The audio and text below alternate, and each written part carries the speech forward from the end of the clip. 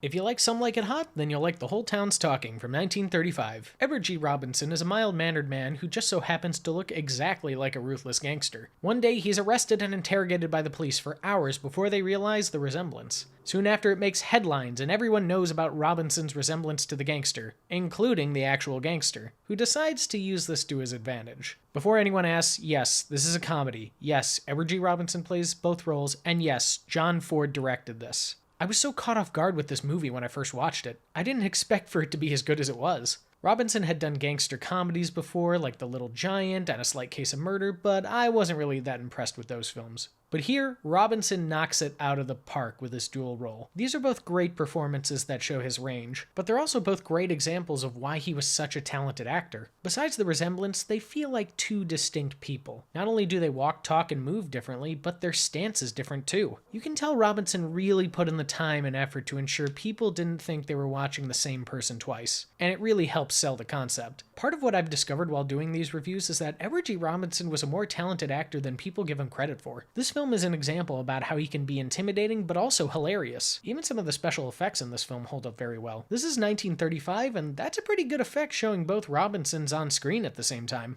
I mean, you can tell where the film is stitched together, but it's still really well done. This is a fast comedy with lots of witty remarks flying off the characters' lips. Some of the best lines come from Jean Arthur, who plays a coworker/crush of Edward G. Robinson. Arthur actually goes against type here. Usually she's a soft-spoken, sweet girl with a bit of gruff to her, but here she's snarky, straightforward, and makes Edward G. Robinson look insignificant. That's pretty hard to do considering Robinson laid the foundation for the Hollywood gangster. Like many people, I was surprised that John Ford directed this film because he's known for hard-hitting dramas and westerns. But then I really thought about some of those movies and remembered he had some great comedy sprinkled in some of his most famous films. The Searchers, The Quiet Man, and She Wore a Yellow Ribbon all have comedic scenes that fans of those films love. And I think Ford is the secret formula of why this feels so fresh. His different philosophy on filmmaking goes against a lot of the conventions comedy films at the time had. There's a weight to the more serious scenes that help ground the drama. I think that's what makes some of these jokes land so well. It also has a variety of different types of comedy. Some of it's over the top, but sometimes it's really dark. That's something we expect from lots of projects nowadays, but back then, this really didn't happen. A fun little connection I just realized to Some Like It Hot is that the man who bursts out of the cake at the end of the film is Edward G. Robinson Jr., the son of this movie's lead. There's some trivia for you. But the best part of this film is when the Robinson characters talk to each other. Not only is it hilarious, but it's also seamless. Sometimes when one person plays two roles, you can tell where the film was edited together, but here, it really feels like two actors sitting in the same room working off each other. I'm sure they had someone reading lines off screen to Robinson to get the timing down, but I'm telling you, it feels like he was working off himself for these scenes. You just have to watch it to know what I mean. Like I said before, if you like Some Like It Hot, then you'll like The Whole Town's Talking, for its gangster/identity swapping plot, its fast comedy, and just how different it is from other films at the time.